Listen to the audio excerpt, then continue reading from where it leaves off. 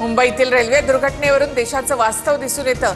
सरकार 2025 बद्दल शांत असून 2047 ची स्वप्न दिसतायत। मुंब्रा दुर्घटनेवरून राहुल गांधी यांची टीका। मुंब्रा रेल्वे अपघातग्रस्तांची खासदार श्रीकांत शिंदेंकडून रुग्णालयामध्ये जात विचारपूस। दिवा सीएसएमटी लोकल सुरू करण्याची मागणी। नवीन येणाऱ्या लोकल कोचमध्ये ऑटोमॅटिक दरवाजे बसवणार। सध्याच्या लोकलला सुद्धा ऑटोमॅटिक दरवाजांची सुविधा देणार। मुंब्रा दुर्घटनेनंतर रेल्वे प्रशासनाचा मोठा निर्णय।